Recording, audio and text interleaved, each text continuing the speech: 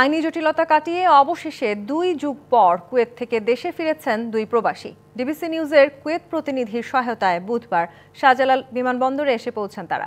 এ সময় তাদের কাছে পেয়ে আবেগ আপ্লুত হন স্বজনরা। প্রিয়জনদের কাছে পেয়ে আনন্দ অশ্রুতে ভেজে তাদের চোখ।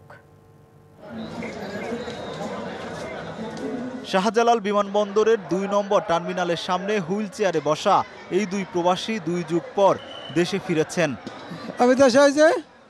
হ্যাঁ ভাই। কুয়েত থেকে বাংলাদেশ বিমানের একটি ফ্লাইটে আইনি জটিলতা কাটিয়ে এদিন ঢাকায় পৌঁছান তারা। সহায়তা করেন ডিবিসি নিউজের কুয়েত প্রতিনিধি। চিকিৎসা করা হবে, এখন তোর বোন আছে, চাচাতো বোন থাকবে, বাগিনা আছে, এরা দেখাশোনা করবে।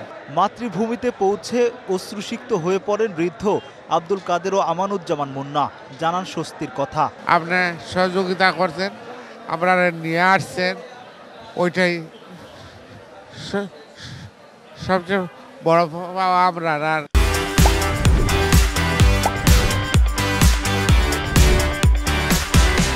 স্বজনরাও তাদের কাছে পেয়ে আবেগ আপ্লুত হন। জানান অনিশ্চয়তাকে পেছনে ফেলে স্বদেশে ফেরার অনুভূতির কথা। পারভেজ ভাই সমস্ত অ্যারেঞ্জমেন্ট করে কাগজপত্র রেডি করে এই যে আজকে আমার বাইরে আমরা কাছে পাইলাম। কোনোদিন ভাবতে পারি না এই বাইরে ফেরত পাবো। ডিবিসি নিউজের কুয়েত প্রতিনিধি জানান কুয়েতের একটি হাসপাতালে কাদের ও মুন্নার খোঁজ পান তিনি। বাড়িয়ে দেন সহায়তার হাত। আব্দুল কাদের এবং আমানুজ্জামান মুন্না দুজনে অনিশ্চিত ছিল, তো আমি চেষ্টা করছি এদেরকে নিয়ে আসছি। একজন গণমাধ্যম কর্মী হিসাবে আমার খানে যখন আসছে যে তারা অসহায় অবস্থায় আছে, তখন আমি আমার জায়গা থেকে সর্বোচ্চ চেষ্টা করে গেছি। কুয়েতে কাজের সন্ধানে গিয়ে এখনো অনেক প্রবাসী আটক আছেন। তাদের নিজ দেশে ফেরাতে উদ্যোগী হবেন বলেও জানান তিনি।